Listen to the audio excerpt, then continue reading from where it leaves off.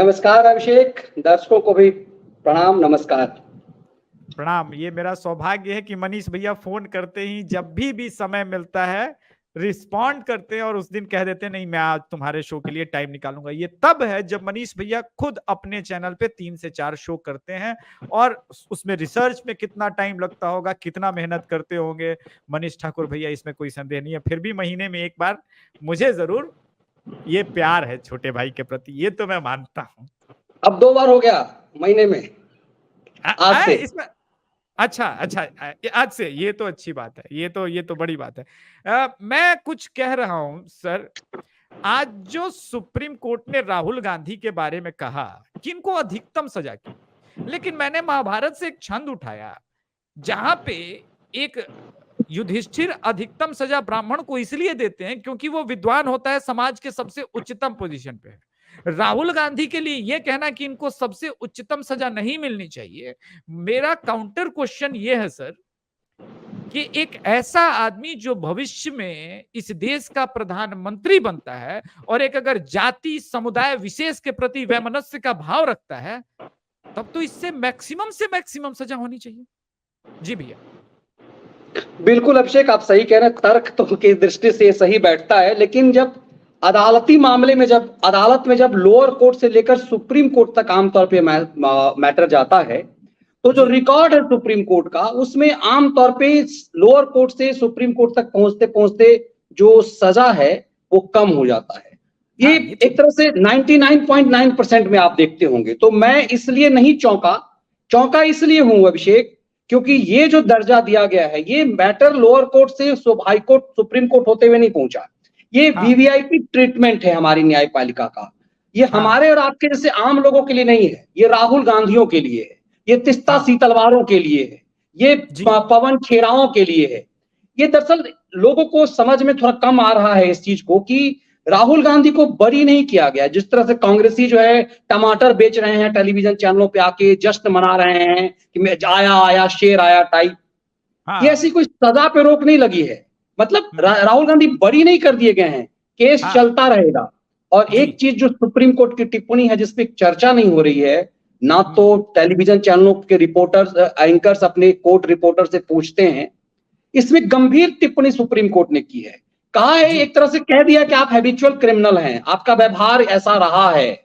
Supreme court ने यह भी कह दिया है, हैबिचुअल क्रिमिनल शब्द का इस्तेमाल हाईकोर्ट की तरह नहीं किया है, लेकिन यह कह दिया है कि आपके जो शब्द हैं, आपने जो कहा है वो आपत्तिजनक है। मगर इसके लिए सुप्रीम कोर्ट को सॉरी बुलवाना चाहिए था, ये मुझे लगता है, क्योंकि ये मामला माफीनामा से की तरह का है। लेकिन सुप्रीम कोर्ट ने जो आज टिप्पणी की है राहुल गांधी को राहत देते हुए, वो बहुत गंभीर है। सुप्रीम कोर्ट ने कह दिया है कि मोदी नामक हर कोई मोदी चोर ही क्यों होता है, और कितने नाम होंगे जो मोदी चोर होंगे, ये इसे सुप्रीम कोर्ट ने आपत्तिजनक माना है। और अभी ये केस लोअर कोर्ट में है, ये अपर कोर्ट तक जाएगा, हाई कोर्ट तक जाएगा। इसका मतलब है कि सुप्रीम कोर्ट की इस टिप्पणी का असर होगा, राहुल गांधी की मुश्किलें कम नहीं हुई है। हाँ, ये है कि राहुल गांधी चुनाव जो है वो लड़ पाएंगे 2024 का, और मुझे तो लगता है कि ये थोड़ा सा और रोमांचक हो गया। बिना राहुल गांधी के मनोरंजन कैसे होता, बिना राहुल गांधी के मजा ही नहीं आता। मनीष, मैं एक इंटरेस्टिंग बात बता रहा हूं। एक पान की दुकान पे 2 लड़के आपस में लड़ रहे थे कि आज अगर सुप्रीम कोर्ट ने राहुल गांधी का सांसद वाला ये नहीं किया, इस पे स्टे नहीं लगाया, तो बीजेपी को बड़ा लॉस होगा। दूसरा बोल रहा है कि एग्जैक्टली मैं यही कहना चाह रहा हूं कि अगर राहुल गांधी बीजेपी के लिए 2024 में प्रचार नहीं करेंगे तो बीजेपी के लिए घातक होगा, इसलिए राहुल गांधी को आना ही पड़ेगा संसद में। अब तो आने वाले समय में अब जब नो कॉन्फिडेंस मोशन आएगा तब तो राहुल गांधी सामने होंगे सर। देखिए, क्यों कहते हैं कि जब भारत और पाकिस्तान के बीच मैच होता है तो रोमांचक होता है, क्योंकि सामने वाला जो फाइट कर रहा है वो आपका दुश्मन ऐसा होना चाहिए जिस पर आपको गुस्सा आए। तो मुझे लगता है कि जितने भी क्षेत्रीय छत्रप हैं, राहुल, चाहे लालू यादव हो, मुलायम सिंह यादव हो, चाहे जितने भी हैं, वो एकदम से बहुत इस लड़ाई में बहुत छोटे हैं। कांग्रेस देश की बड़ी पार्टी है और निश्चित रूप से एक परिवारवादी पार्टी है, एक ऐसी पार्टी है जिसने अपने आप को समझा कि ये देश मेरी बपौती है, मेरे बाप का है, हमने इसको आजादी दिलाई, गांधी नेहरू के भारत को कैसे कोई बहकाए टाइप का। तो मुझे लगता है कि लड़ाई जो है वो लोकतंत्र में जब तक क्या होता है ना, कि जब तक आपके सामने कोई ऐसा विरोधी नहीं है जिसका आप मनोरंजन कर सकें, जिस पर आपको गुस्सा ज्यादा आए, कि इन लोगों ने मतलब देश को यदि 70 सालों में यदि बर्बादी के लिए ले जाया गया है, तो इसमें आप लालू यादव को तो सिर्फ बिहार के लिए कह सकते हैं, मुलायम सिंह यादव को यूपी के लिए कह सकते हैं, लेकिन पूरे देश के लिए यदि आप इसीलिए देखेंगे प्राइम मिनिस्टर मोदी जब हमला करते हैं तो किसी क्षेत्रीय छत्र पे नहीं करते हैं, वो कांग्रेस पे करते हैं, क्योंकि आपके साथ सामने वाला भी इतना प्रभावशाली हो। और मुझे लगता है कि सुप्रीम कोर्ट का जो जजमेंट है राहुल गांधी के लिए प्राइमरी राहत तो जरूर है, ये मैच रोमांचक जरूर हो गया है, लेकिन मैं बार बार कह रहा हूं कि टिप्पणी बहुत घातक है जो लोग, क्योंकि लोअर कोर्ट और हाई कोर्ट के लिए सुप्रीम कोर्ट की कोई टिप्पणी बहुत मायने रखती है। सुप्रीम कोर्ट ने बार बार क्या कहा है, ये सजा जो मैक्सिमम सजा दी गई है, मतलब जो धारा है उसमें अधिकतम सजा दी गई है, एक दिन की भी कम सजा दी जाती तो राहुल गांधी की सदस्यता खत्म नहीं होती। तो इस लिहाज से आपको कई बार लगेगा कि हाँ सजा शायद ज्यादा दे दी गई है, लेकिन ये बात सही है कि सुप्रीम कोर्ट ने टिप्पणी गंभीर की है राहुल गांधी के लिए, ये बात बताया नहीं जा रहा है। और जो आप पान की दुकान पे चर्चा की बात कर रहे हैं वो बिल्कुल सही है, आम आदमी के मन में है, जानते हैं यदि राहुल गांधी को यदि बिल्कुल सजा हो जाती ना तो राहुल गांधी विक्टिम कार्ड खेलते। मुझे लगता है यही कारण कांग्रेस को ये लग रहा था कि अच्छा हो कि विक्टिम कार्ड हो, ताकि हम कह सकें इस देश का सब कुछ बिक गया है, जुडिशियरी बिक गई, चुनाव आयोग, अब कम से कम ये लोग हमेशा कहते हैं कि ईवीएम मशीन जो है वो उसका चक्कर है, विदेश में जाकर के राहुल गांधी कहते हैं कि इस देश का पूरा सिस्टम बिक गया, सुप्रीम कोर्ट बिक गया, चुनाव आयोग, आप तो कम से कम ये नहीं कह पाएंगे ना। हाँ, अगला जो है ज्ञानवापी पे आते हैं। यहाँ भी आज जबरदस्त सुप्रीम कोर्ट में बहस हुई और जो इनके लॉयर हैं वो तो अहमदिया हैं, अहमदिया को रिसेंटली वक्फ बोर्ड वालों ने फतवा निकाल के बोला है वो काफी ना, खैर उस मुद्दे पे नहीं जाएंगे। सुप्रीम कोर्ट ने कहा कि नहीं सर्वे होना चाहिए और ये अंतिम डिले टैक्टिक्स भी कामयाब नहीं हुई। कैसे देखते हैं सर सुप्रीम कोर्ट के इस जजमेंट को ज्ञानवापी? अभिषेक देखिए, मैं अक्सर ये कहता हूं कि हमेशा कि इस देश में अदालतें जो है वो जनता के मिजाज के खिलाफ बहुत दिन तक नहीं चल सकती हैं, और इस देश की सुप्रीम अदालत को पता है कि इस देश का मिजाज कहां जा रहा है। बार बार इस बात को मैं अपने चैनल पे कहता हूं ये कि ऐसा क्या हुआ कि अतीक अहमद, मुख्तार अंसारी उसी उत्तर प्रदेश का था, वही यूपी पुलिस थी, वही अदालत, हाईकोर्ट ने 12 बार अतीक अहमद को मामले सुनने से मना कर दिया, जज बदल गए, सुनने से मना कर दिया। एक जज जो आए उन्होंने अतीक को जमानत दे दी। अदालत तो वही है, पुलिस वही यूपी पुलिस है, सब सिस्टम वही है, आईपीसी की धाराएं भी वही हैं, सीआरपीसी की धाराएं भी वही हैं, एक चीज बदल गया, यूपी की जनता ने एक ऐसे योगी को, एक ऐसे तपस्वी को चुन लिया जिसने कहा है कि गुंडों को, क्रिमिनलों को उत्तर प्रदेश छोड़ना होगा या ऊपर जाना होगा। तो ये चीजें मुझे पूरा विश्वास है कि अदालतों को समझ में आता है, और सरकार की ताकत बहुत बड़ी है। मैं कई बार कहता हूं ये चीज कि सुप्रीम कोर्ट ने कहा मणिपुर के मामले में कि आप करो वरना मैं देख लूंगा। अरे क्या देख लोगे भाई, क्या है आपके पास? मैं हमेशा इस बात को कहता हूं कि सरकार, एक चीज देखिएगा कि 2013 से सुप्रीम कोर्ट का मिजाज बदला। सुप्रीम कोर्ट, चूंकि मैंने लंबे समय सुप्रीम कोर्ट की रिपोर्टिंग की है, हम लोग हमेशा खबर क्या करते थे, मोदी को झटका, मतलब गुजरात में कुछ हो गया तो मोदी को झटका लगता। बेचारे मोदी तो जीवन भर झटका ही लेते रहे, पता नहीं कितना पटका पड़ा उनको, लेकिन उसके बाद ऐसा नहीं हुआ। जो रंजन गोगोई भी बड़े उतावले होते थे, दिखा जाता था कि रंजन गोगोई तो पता नहीं किसी दिन नरेंद्र मोदी की वो हलाल ही कर देंगे। आज रंजन गोगोई राज्यसभा के मेंबर हैं, रंजन गोगोई का बैकग्राउंड जो है वो कांग्रेस का है, एक समय में मोदी के घोर विरोधी नजर आते थे रंजन गोगोई। कहने का मतलब ये कि सुप्रीम कोर्ट इस देश के संविधान के मुताबिक है, इस देश में सुप्रीम संसद है, और संसद से भी सुप्रीम भारत की जनता है। इसीलिए सुप्रीम कोर्ट भले ही कुछ उतावलापन दिखा ले, ये कह दे कि अरे आप नहीं करेंगे तो हम करेंगे, उन्हें समझना पड़ेगा आप किसके बेसिस पे करेंगे। भाई आपने उत्तर प्रदेश में कहा था कि मायावती जो है ये पत्थर के शहर नहीं बनाएगी, रोक लगा दिया आपने, दिन रात काम चलता रहा, आप कुछ नहीं कर पाए। आज लखनऊ में वो जो अंबेडकर पार्क है वो छाती तान करके खड़ा है, वो सुप्रीम कोर्ट ने रोक लगाने की बात की थी ना लंबे समय तक, एक दिन भी, एक पल के लिए भी नहीं रोक मायावती ने नहीं माना, बहुत सारे राज्यों नहीं माना। दरअसल नरेंद्र मोदी ये मैसेज देना चाहते हैं कि प्रधानमंत्री मोदी इस देश में तमाम संस्थाओं का सम्मान करते हैं, और सुप्रीम कोर्ट का जितना सम्मान मोदी काल में हुआ है कहीं नहीं, मुझे नहीं लगता कि पीछे कभी हुआ है। तो ये मैसेज पब्लिक में जाता है, और इस देश में हमेशा विक्टिम कार्ड खेला गया है, इंदिरा गांधी को लेकर के, राजीव गांधी को लेकर के, मतलब पारंपरिक रूप से सोनिया गांधी को लेकर, अब राहुल गांधी को लेकर के। अब क्या वजह है कि मैं पीछे ले जा रहा हूं कि राहुल गांधी अभिषेक मनु सिंघवी जैसा वकील जिसके पास हो। मैं हमेशा कहता हूं कि दो वकील इस देश में है, अभिषेक मनु सिंघवी और कपिल सिब्बल जी। इन दोनों वकीलों का कोर्ट में पेशी होने का मतलब है कि आपको राहत। आज 10 साल से नरेंद्र मोदी की सरकार है, एक भी वकील आपके पास इतना ताकतवर नहीं है, आपका सॉलिसिटर जनरल इतना ताकतवर नहीं हो पाया कि सरकार के पक्ष को मजबूती से रख पाए। आज भी मजबूती से वही रख पाते हैं। इसका मतलब ये नहीं कि वो बहुत काबिल हैं, इसका मतलब ये है कि उनकी सिस्टम पे उनकी पैठ है। सालों में उनके एहसान पे बहुत सारे वकील जज बने हुए हैं ना। आप किसी के एहसान पे बयान था मनीष भैया, बिल्कुल। तो ये फर्क पड़ता है, और मुझे लगता है कि इसका असर है। तो ज्ञानवापी पे जो आप बात कर रहे हैं ना, ज्ञानवापी पर यह फैसला यही होना था, क्योंकि अब वो कौन क्यों होना था? योगी आदित्यनाथ को उस बयान को आप याद कीजिए जिसमें कहते हैं कि जिसके पास दृष्टि है वो देखे ना। तो इशारा सुप्रीम कोर्ट को कह रहे थे कि आंख में पट्टी मत बांधो, गांधारी मत बनो, देखो, पट्टी उतारो और देखो कि जिसके पास दृष्टि है वो देखे ना। तो मुझे लगता है उसका इंपैक्ट है। सत्ता, जो जनता का चुना हुआ प्रतिनिधि कैसा व्यवहार करता है। क्यों योगी इतना लोकप्रिय है? क्यों खट्टर से उम्मीद की जाती है कि योगी जैसा काम करो? क्यों शिवराज सिंह चौहान से उम्मीद की जाती है कि योगी जैसा? बीजेपी की सरकार होते हुए भी जी जो लोकप्रियता योगी की है वो बीजेपी के दूसरे मुख्यमंत्रियों को क्यों नहीं है? क्योंकि वो जनता में लोकप्रिय है। आज खट्टर एकदम योगी की नकल कर रहे हैं, शिवराज नकल कर रहे हैं। अब नकल तो नकल ही होता है, वो योगी नहीं बन पाएंगे, लेकिन चलिए वो जान रहे जनता का मिजाज क्या है। योगी कोई कैसे बन जाएगा? कोई खट्टर, कोई शिवराज सिंह चौहान योगी कैसे बन जाएगा? योगी बनने के लिए तपना पड़ता है। जीवन भाई वो चीफ मिनिस्टर देश के सबसे प्रभावशाली राज्य का है, और उसकी बहन किस कंडीशन में है। यहाँ पर एक आदमी चपरासी बन जाता है तो सिस्टम का फायदा लेता है। एक राहुल गांधी कुछ भी नहीं है तो पूरा जो कांग्रेस पार्टी का अखबार ही अपनी बपौती बना लिया।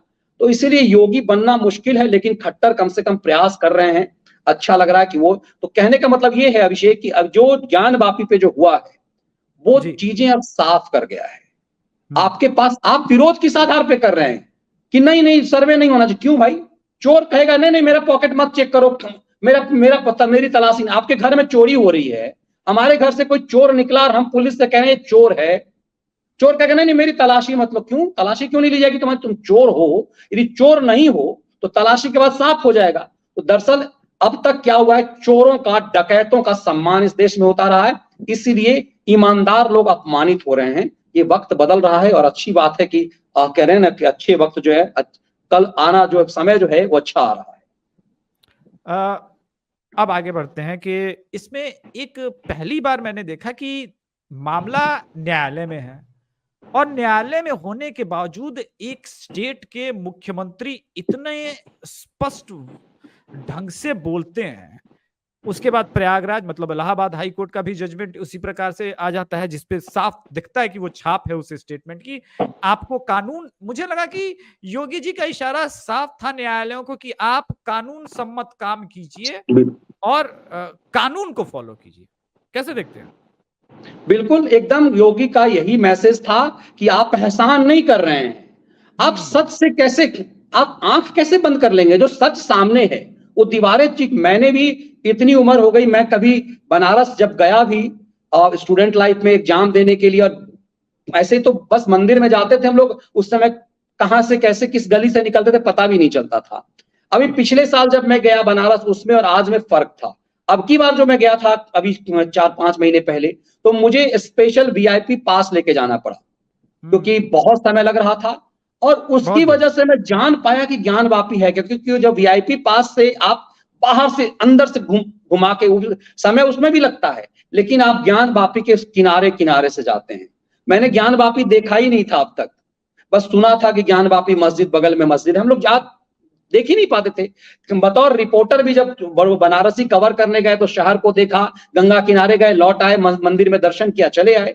लेकिन पहली बार जब, अब की बार 4 महीना 5 महीना पहले जब हम मई महीने में गए थे, अभी 4 महीना भी नहीं हुआ है, तो देख के जहां यहाँ चोट लगा अभिषेक यहाँ पे कि क्या है ये एक साफ, मतलब चीख करके मंदिर है ये साफ कह रहा है। हमारे नंदी बाबा किधर घूमे हुए हैं, भोलेनाथ की तरफ नहीं घूमे हुए हैं, उधर घूमे हुए ज्ञान वापी की तरफ। इसका मतलब शिवलिंग उधर है, क्योंकि एक सामान्य हिंदू जानता है कि नंदी बाबा किधर रहते हैं, उनका मुंह जो होता है वो शिवलिंग की तरफ होता है। ये हर कोई जानता है, सामान्य सनातनी जानता है कि नंदी बाबा का मुंह किधर होता है। तो ये नंदी बाबा जो हैं काशी विश्वनाथ मंदिर में, वो देख रहे हैं ज्ञान वापी की तरफ, इस साफ इंडिकेट कर रहा है। और आज के तो नहीं नंदी बाबा, पर इतना ही नहीं है, वो मंदिर की दीवारें, वो चीजें साफ साफ कह रही है।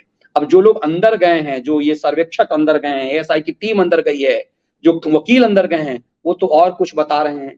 तो अब सुप्रीम कोर्ट ने ये कहा है कि सर्वे का जो है सार्वजनिक नहीं किया जाएगा, लेकिन ये लिखित ऑर्डर नहीं किया है। अहमदिया ने कहा कि माय लॉर्ड इसको लिख दीजिए ऑर्डर में। तो जस्टिस पारदीवाला ने कहा कि नहीं, सीजीआई ने जो कह दिया हो गया, वो बार बार नहीं लिखाएगा ऑर्डर। मतलब क्योंकि ये इसका मतलब पत्रकारों का जो काम है उसको कैसे रोक सकते हो आप?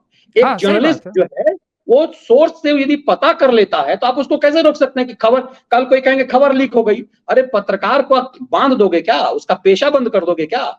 एक पत्रकार का काम है खबर निकालना, उसकी प्रायोरिटी, उसका मुख्य धर्म है।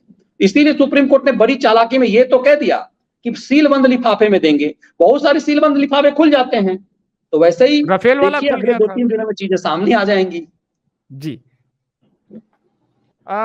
अगला प्रश्न जो है वो आता है कि अरविंद केजरीवाल, ये भी अरविंद केजरीवाल नहीं, मनीष सिसोदिया टेक्निकली कहना चाहिए। केजरीवाल परेशान जरूर हैं, लेकिन मनीष सिसोदिया की वजह से हैं। बेल नहीं मिल रही है। सितंबर में कह दिया कोर्ट ने कि भाई अब तुम आना 4 सितंबर को। भैया एक बात है, मैं ये देख रहा हूं कंसिस्टेंट है, चाहे वो लोअर कोर्ट रहा हो, दिल्ली हाई कोर्ट रहा हो या सुप्रीम कोर्ट, कोई मजबूत इनके पास, मुझे लग रहा है सिसोदिया के पास एविडेंस नहीं है। इसी वजह से इनको बेल नहीं मिल रही है, और वो भी तब जब वाइफ का बीमारी वाला लगाया तब भी। इसका मतलब ये है कि बड़ा टफ पोजीशन है अब मनीष सिसोदिया के लिए। अगर अपने आप को सेक्रीफाइस कर दिया तब तो केजरीवाल बच जाएंगे, लेकिन मुझे लग रहा है कि कुछ दिनों बाद मनीष सिसोदिया कहीं रिवोल्ट ना कर दें, कह दें कि भैया बहुत हुआ। देखिए कह रहे हैं कि अभिषेक मनु सिंघवी उसके पास है। अभिषेक आपके नाम राशि का ही है, अभिषेक मनु सिंघवी, और वो पुत्र हैं लक्ष्मीमल सिंघवी के। देश के इतिहास में जो चुनिंदा 4-5 वकील जिनका कद रहा है, उसमें लक्ष्मीमल सिंघवी हैं। अब सोचिए लक्ष्मीमल सिंघवी के कलम से कितने लोग जज बने होंगे। तो कहते हैं ना कि बाप के अच्छे काम का भी कई बार जो है पुण्य बेटों को मिलता है। अब अभिषेक मनु सिंघवी, जिनके बारे में कुख्यात है कि उनके जांग पर एक वकील साहिबा बैठी, वीडियो वायरल हुआ था कि उसको हाईकोर्ट का जज बना रहे थे, बाद में हाईकोर्ट ने ही उस वीडियो को रोक लगा दिया। ये लोग इतने पावरफुल रहे, क्यों रोक लगा दिया भाई? पब्लिक को जानना चाहिए कि अभिषेक मनु सिंघवी क्या कर रहे थे। कहने का मतलब ये इतने पावरफुल थे। आज भी वो यूट्यूब पे मौजूद है वो वीडियो। इतने पावरफुल ये वकील थे, इतने पावरफुल, तो आज भी हैं। अब अभिषेक मनु सिंघवी के पेश होने का मतलब है किसी पवन खेरा को राहत मिल जाना। अभिषेक मनु सिंघवी जो हैं वो सिसोदिया के वकील हैं, सत्येंद्र जैन के वकील हैं, क्यों नहीं मिल पा रहा है? करोड़ों की कमाई हो रही है। आम आदमी पार्टी से कांग्रेस जो है वसूल रही है कि बेटा आ जाओ। ऐसा क्या कि आप पब्लिकली तो दिखाते हैं कि आप कांग्रेस को पसंद नहीं करते। अब अभिषेक मनु सिंघवी कौन है? अभिषेक मनु सिंघवी वो हैं जो राहुल गांधी के वकील। मतलब इस देश में आप सत्ता और सरकार से मानसिकता हमारी क्या है? राहुल राजकुमार हैं। इस देश का सबसे प्रभावशाली वकील किसके लिए फाइट कर रहा है? राहुल गांधी के लिए। और वही वकील सत्येंद्र जैन के लिए फाइट कर रहा है, वही वकील अभिषेक सिसोदिया के लिए फाइट कर रहा है। अब एक चीज समझिए, जो मैंने अपने शो में आज भी इस बात को रखा, पिछले दिनों भी सुप्रीम कोर्ट ने पिछले दिनों कहा कि सिसोदिया के लिए कि अरे आपकी पत्नी को तो बहुत गंभीर बीमारी है, आपकी बीवी को बीमारी बहुत गंभीर है। मतलब जितना छटपटाहट जितनी होनी चाहिए अभिषेक सिंघवी को, उससे ज्यादा जज साहब को हो रही थी। तो मुझे उस दिन लगा कि सिसोदिया को जमानत हो जाएगी बहुत जल्दी।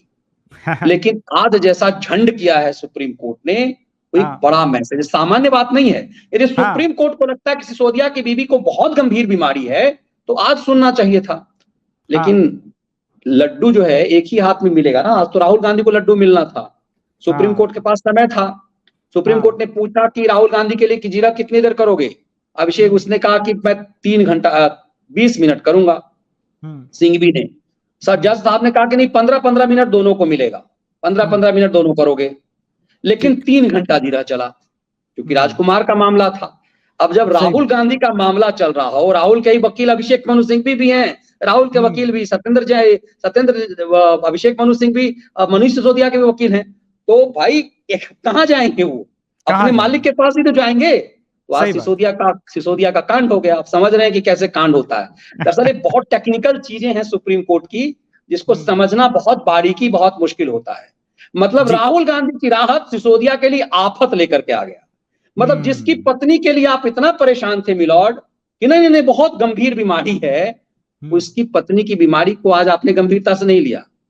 इस देश में मजाक चल रहा है एक कि मतलब सिसोदिया की पत्नी की बीमारी है, और इस देश में बहुत सारे एक्यूज है जिनकी पत्नी की बहुत बहुत बीमारी है।